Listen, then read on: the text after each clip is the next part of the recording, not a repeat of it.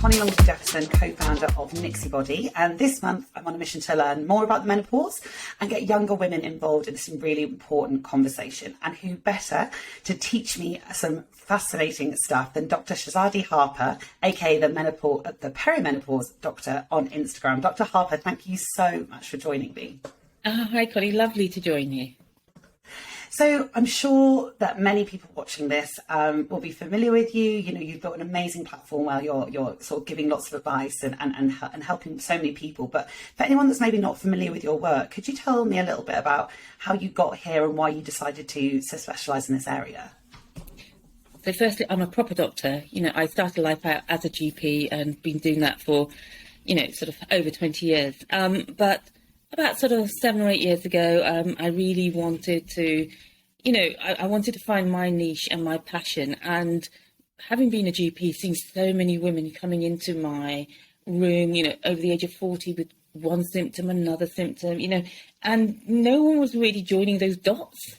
And I was thinking, what is going on with these women? What is going on? And they almost seem to overnight sort of age or lose that joy. And they were having all these strange symptoms, like just, and I was referring them here, there and everywhere, which I'm sure a lot of doctors were doing because they weren't joining those dots. And, for me, being the eldest of 6 girls in my family, and a mother who has dementia, which I personally felt had been really accelerated through the menopause process, I thought, this is going to happen to us all, and I'd rather be prepared. And as there doesn't seem to be much information out there, I've got to do it. I wanted to be that doctor to join the dots.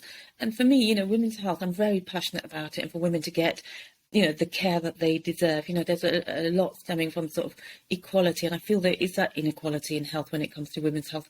So I kind of made it my mission that I had to be that expert in it. Some for selfish reasons, because I wanted to look good, sort of, I didn't want to just suddenly lose the joy and age overnight and lose that sparkle and shine. And because I felt I still had a lot of living to do and a lot of achieving to do. And also because for me, I suppose, if you ask me what is your superpower, I would say it's my memory. And if, seeing that my mother's memory, she was a very feisty, intelligent woman, seeing how it's impacted her, I was very much of the belief that sort of managing and tackling your health and your hormonal health early on will help, from a longer term health perspective, have those benefits when you are in your 60s, 70s and beyond. That's really interesting. And actually, you're the second person I've interviewed for this series that's talked about memory and that being a really big fear of losing that and the sort of the cognitive abilities. But I think that's also something that a lot of maybe women my age or younger have no idea that that's really connected with menopause. I think, a lot of people just think, oh, menopause, that's when your periods stop. You maybe get a little bit moody, but it's so much more than that. Could you talk a bit about that memory piece? Because I think it's really important. Yeah, I mean, you're right. I think people just think menopause is your periods stop, you're a bit moody, and you get hot flash. Okay. Yes. So, and that happens around the age of 50. And so I think none of us really realise that there is this period leading up to it, or we haven't realised in the past, which is called perimenopause, and that can happen for a number of years beforehand, and they're not the symptoms that you automatically associate, with menopause, as in hot flushes and moodiness. Things like, you feel that maybe you're not as sharp as you were before, and you keep sort of, you have those, what people call those senior moments. You go upstairs and you think, hang on, what was I looking for? Or where did I put my keys? Where is my phone? Often you might think, well, where are my glasses? And you're looking around, they're on top of your head. But I think the more scary things are, you start something, maybe you're doing a presentation at work or you're talking to somebody, and midway through it, you just don't know where you're going because you've forgotten where you come from. Also, you might meet somebody that that you've known for a long time, and you're thinking, I can't remember that person's name. It's just not there. And it can be really super frightening that you do think that you're getting dementia. You think, am I getting early dementia? Yeah. There are other aspects of it that you don't seem to be able to sit still. You may be restless. Reading a book or watching, reading a book, you can't go through a few pages because you can't focus and concentrate. again, that impacts you in your workplace. If you are having to sort of double check, triple check, have you sent that email? Have you done this? Or, have I remembered to do that? And I did start to notice these changes with me, and being a GP, I can't afford to make mistakes. I can't afford to, or did I send that email? And, you end up spending a lot of time sort of rechecking, triple checking, your work. And then there's that huge fear around it, because you think, am I losing my mind? Am I going crazy? And so for me, that was a real driving force when it comes to sort of helping women. And, that sort of cognitive decline was, something that I didn't want to, or I wanted to minimize my risk. I wanted to do the best I could for myself. We talked about this before earlier on when I said, I don't like to wait for things to happen. I want to be prepared, or I want to be in control. And, one of the reasons for all of this, for all of this sort of helping women to understand, was writing, the book, The Perimenopause Solution, because it's about taking back control. And I think that's what women feel, that they're losing that control of their mind, their body. And it can really affect you also from an emotional point of view. You can feel quite flat, quite low, and anxiety is a big feature. And so some of these symptoms come earlier than you think, but you probably might be putting it down to maybe you've had a baby, just recently, and maybe you're just busy at work, you're looking after your parents. There's so many things that happen to midlife women that sort of all seem to culminate at one point that I think as women we often think, oh, it must be life, it might be COVID, the pandemic, I'm feeling anxious because there's a war going on. There's so many factors. We often don't prioritize ourselves and think, actually, could there be something biochemically going on? And these are biochemical changes which are going on.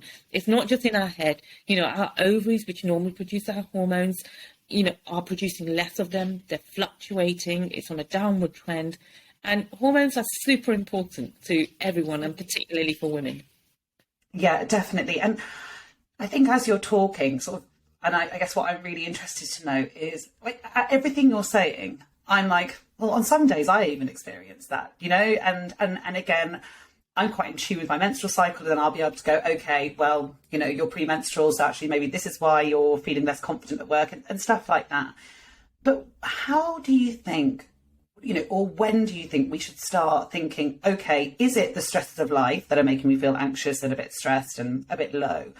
Or could it be perimenopause? Because I guess there's no clear line as to when that could be, but I wonder when we should start considering it as an option.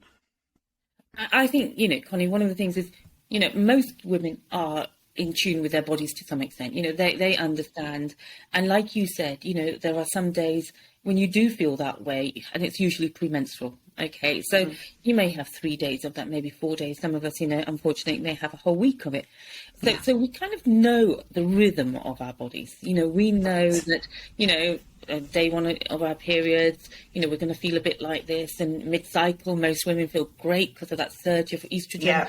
And then, and then that drops. And then, that sort of, maybe that week leading up to your periods, you're a little bit flatter, a bit more tired, maybe a bit more, less patient, maybe a bit more emotional. So you sort of know the rhythm of your body. When that rhythm feels like it's out of kilter, often I say, perimenopause can feel like a prolonged PMS, Right. It can feel like, you're getting PMS for most of the month, or even those women who've not experienced it thinking, hang on, am I getting PMS? So a way to think about perimenopause is a reverse puberty. Maybe you can't remember, many of us can't, but, maybe we've got, younger sisters or teenage children, or, and we can see that sort of emotional ups and downs that they're going through. And actually, that's because their hormones are, that they're just ascending into that hormonal sort of pathway. We're in that sort of descent. And so we're also going through that sort of tumultuous sort of time. So, think about it as a reverse puberty. Think about it as like, oh my God, I'm feeling like my PMS seems to be more extended.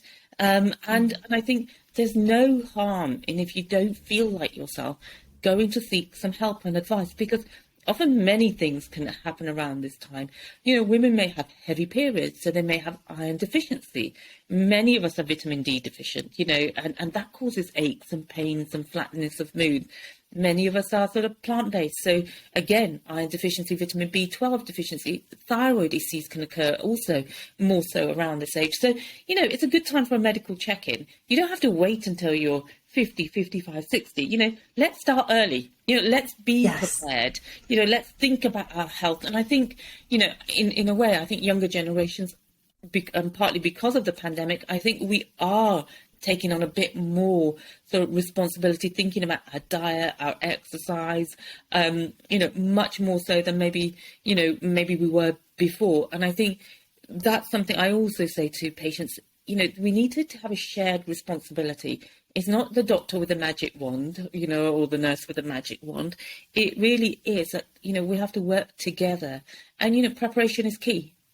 Yeah, I love what you said there about, being in tune with your body and listen to it. And I think that, like you said, women, I think we are a bit naturally in tune with our body, but I think we're also not the painful periods, PMS, things like that are normalized. And we're just so often told, okay, well, you're a woman, so you're being a bit hormonal or this and that, when actually, yes, okay, a couple of days before your period, if you're not feeling great, you might just go, okay, I know what this is. But if it's longer, or if it's more intense, or if it's, like you said, a heavy period or whatever it is completely okay to go to your doctor and say, I don't think something's right, because the chances are something isn't. And it might not be perimenopause, but we could be looking at other conditions that are causing these things.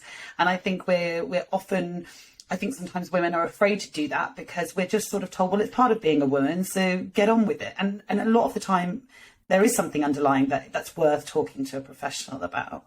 And I think, often it is, because it's a natural sort of process of life. Women get periods, they get, their periods stop, they have babies, all of these things, they see that as everybody sees it as a natural sort of process of life. But, if you are trying to conceive and have a baby, most women will prepare beforehand. They'll start taking folic acid. They'll, start taking their vitamin D. They'll prepare for that. If you haven't been able to conceive, you'll go and see your doctor about it, sooner rather than later. So I think as women, we often are used to just putting up with these things because we've been told, it's just your period. But actually, it's not just, because that just can really impact your relationship, your work, your joy in life. And I think also, sort of managing things sooner will, in the long run, save costs and time for GPs, the NHS. So, it does feel maybe there's a bit of catch up going on, but I think in the long term, we'll be saving money for the NHS when it comes to osteoporosis, when it comes to, heart disease. We'll be adding to the economic workforce. Women won't be leaving their jobs. That talent, that experience will stay within, workplaces. And we need women to stay and work. The economy needs it. So I think, we need to look at the bigger picture and think big, really. Yeah. I wanted to ask you, as a doctor, and with lots of experience working with people in GP surgeries, I know that for some people that are going through menopause or have gone through it, they didn't have a great experience with their doctor. And I think that can sometimes make younger women or women as they kind of enter perimenopause as a bit nervous about going to a doctor because they've maybe heard horror stories, which I know would not be the case if someone came to you. But I wonder, could you give a little bit of advice about advocating for yourself in these situations? Because, like you said, there's a lot of dot connecting that needs to happen to sometimes get the right support. So how can people feel confident going to talk to their doctor about this? I think that they need to, when I say about this shared responsibility, to go in and, when you're going to see your NHS GP, and, and I've been one, there is, 10 minutes and, effectively less than 10 minutes, that you've got there. So it may be that you need to go in, mentally prepare yourself that you may need to go in a few times. But, there may be a doctor within the practice which has more of this sort of female health menopause experience. But I think, And so try and make that the appointment with that doctor, see if you can make a double appointment. But I think before you go in, write things down.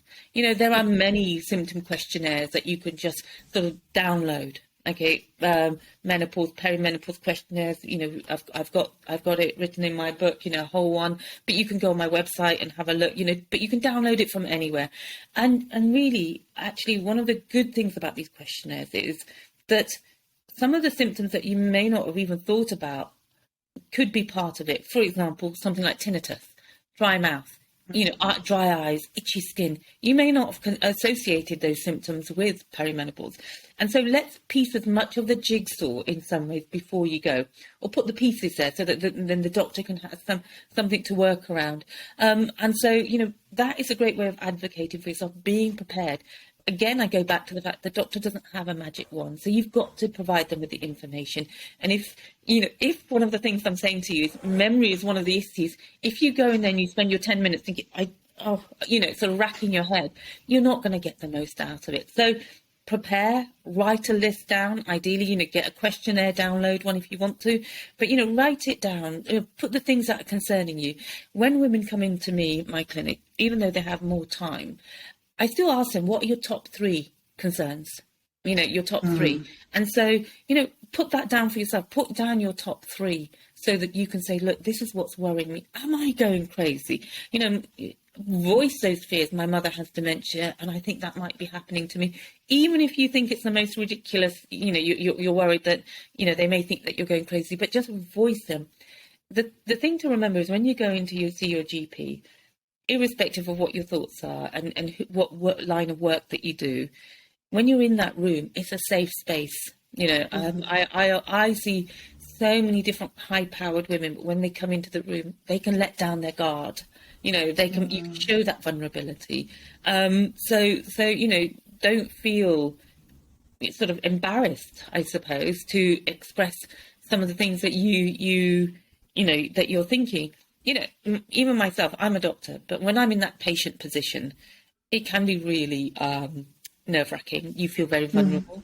You know, you feel very exposed.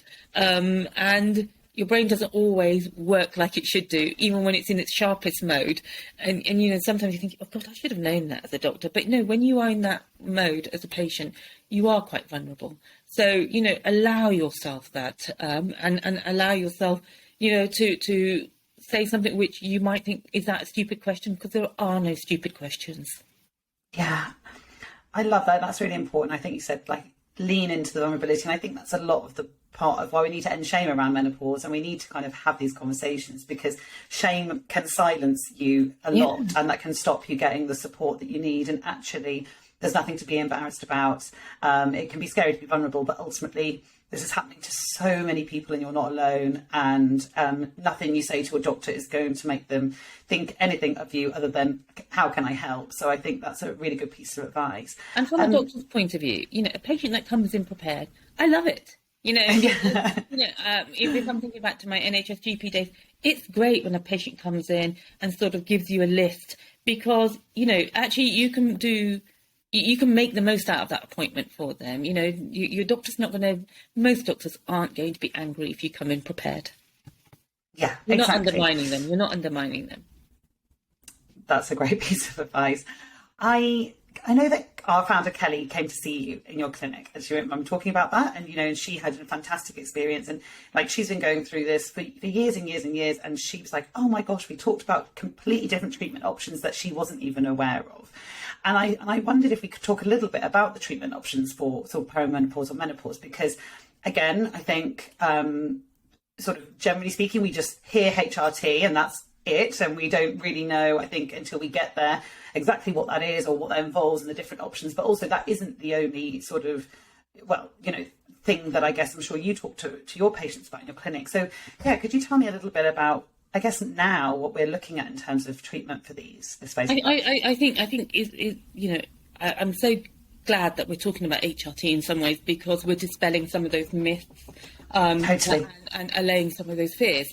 My other slight concern is then that those women maybe who are a bit older, who maybe feel that they've missed out on HRT, now feel that, oh my God, because I haven't been on HRT, I'm going to automatically get osteoporosis or dementia or heart disease. And that's not the case. Just because we're now at a point of saying, going onto HRT doesn't automatically give you breast cancer. Neither does it mean, if you've not been on it, that you're not as good as the woman that has been on HRT. Right.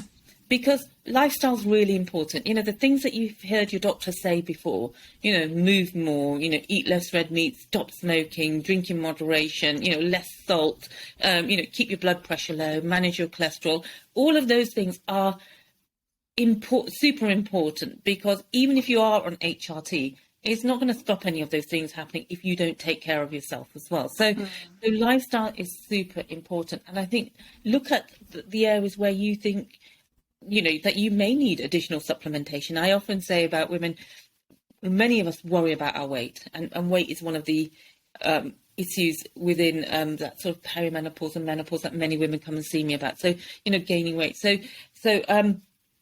because of that, maybe we're not eating as much as we should do. Maybe we're always counting the calories. And maybe not you so much, Coni, but my generation, we kind of have grown up with the the really super skinny supermodels that we spend our times, just thinking about what we're eating, how much we've eaten. Plus, let's be real, we're normal women. I like a piece of chocolate. I've got a sweet tooth. I've got to also accept that because of that, maybe there's a little bit extra around the middle than, if I did totally stop all of that. So I think, looking after your diet, understanding things like sort of managing your sugar balance, those cravings, because not only are there your estrogen, progesterone and testosterone hormones that play, things like cortisol, your stress hormone, insulin, which helps to sort of manage your sort of blood sugars effectively and efficiently. Those hormones are also important. So, blood sugars, eating protein, thinking about sort of oily fish, sort of diet like sort of avocado, nuts, seeds, which also give you some natural phytoestrogen. So, a Mediterranean diet is particularly good for women because it has those plant-based phytoestrogens in it. And exercise. I don't like that word because, but find something you like. Find something movement, whether it's dancing, whether it's walking. And when I say walking, I do mean power walking. I don't mean just a gentle stroll. You do need to get that heart rate pumping. You do need to get a few beads of sweat going. It's good for your bones. It's good for your brain. Then it may depend on what your symptoms are. That's where you focus your sort of supplement. For you, those personalised supplements. But things like managing your pelvic floor. Often when we have children, many women aren't told how important those pelvic floor muscles are, because once we get into perimenopause, our estrogen levels decline. The pelvic floor also weakens because of that process. So, pelvic floor muscles, although, the BP3 underwear is great for it. I was just saying last week, because being unwell, coughing, it was, a godsend for me.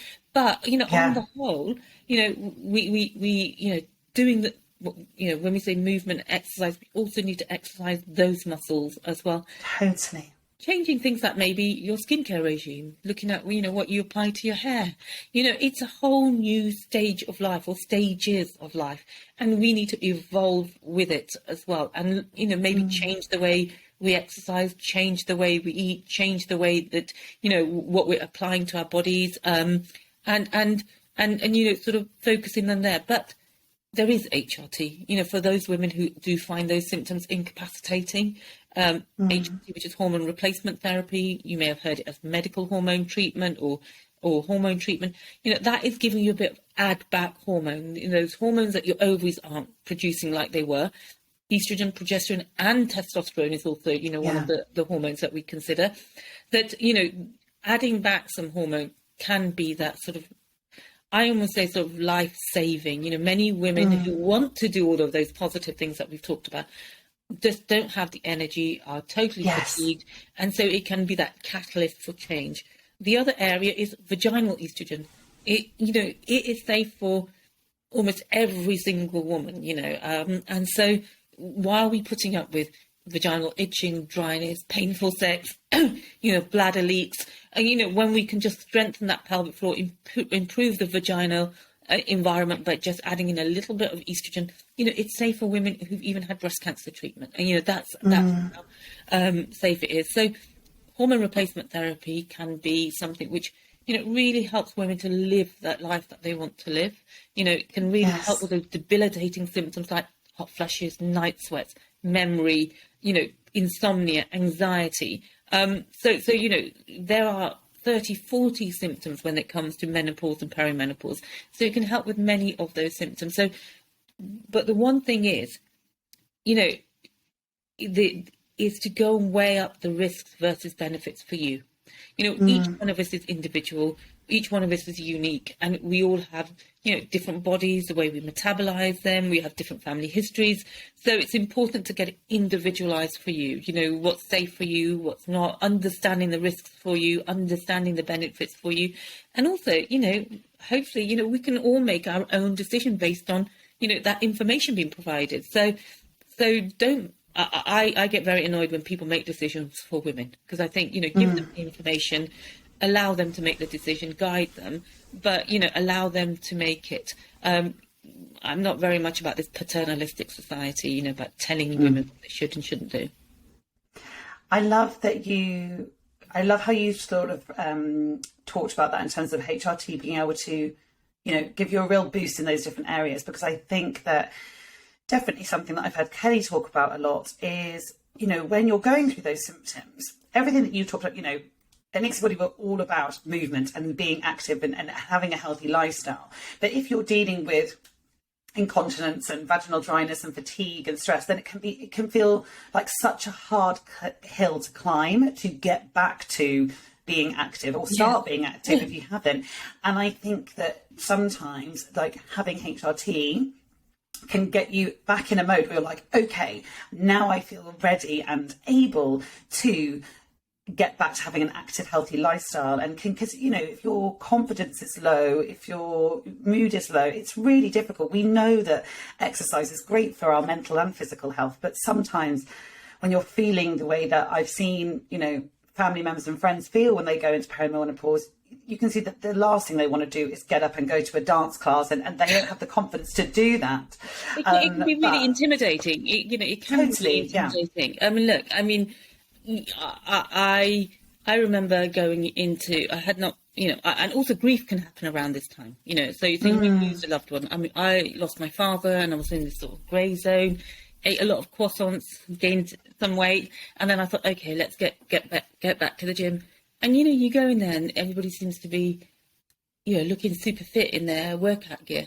And you can feel quite intimidated. And I actually did do a U-turn and I left the class because I just didn't feel good enough, effectively. Yeah. And I think it's so sad, but so HRT can give you that boost, that catalyst, so that it's not about just upping your dose of HRT, because we want to put you on, sort of the safest dose for you. It's not about HRT being a Band-Aid again and again and again. But often it can be that first boost, so that so many of your other symptoms then get managed because you are feeling better and you're mentally in that space. Yeah, I'm going to go out today for a power walk. I'm going to decline that chocolate bar or something today, because you feel much more you, it's not that turns you into a superwoman, it turns you back into you. Yeah, totally. And it's kind of it's what we talk about with our underwear, actually, is we're not saying if you've got incontinence or dealing with little bladder leaks that, well, wear our knickers and don't worry about it. This might give you the confidence to go to that Pilates class that might actually help you deal with the problem. It's sort of, sometimes you need something that's a stepping stone to a more holistic kind of lifestyle. Well, it's that safety net, if you're wearing, that kind of underwear and you're thinking, well, okay, if I do leak when I'm doing some exercise, it's okay, but I'm not going to not go to exercise because I'm worried about it. So it gives you that sort of safety net to sort of fall back on. And I'm not saying HRT is exactly like that in a safety net, but, by adding back some of the hormones that made you feel you, then gives you back that impetus to make those positive changes in your life. Definitely. So I guess my final question is, if you were speaking to me as a woman who's 32, not had children yet, so hopefully perimenopause and menopause aren't around the corner for me, but it'll come eventually. What's the sort of advice you would give to women in their late 20s, early 30s that I guess you wish that people that come to see you had known when they were younger? One, to be told that word perimenopause, told even menopause, told that, actually, it starts maybe a bit earlier than you think. Don't deny, it can start late 30s, 40s. Also, it's not a bad thing. It doesn't make you a grumpy old woman. And I think, there was so much of that negative narrative. I think it can be a really exciting time. Once you know about it, you can really embrace it. And I think, it can be a really exciting time. It really helps you to sort of refocus and almost like reappraise your life. That doesn't mean it's a midlife crisis. It just means that I feel that many times, as women, we give throughout our our life. But I think once we get to perimenopause and menopause, it's time for us to take.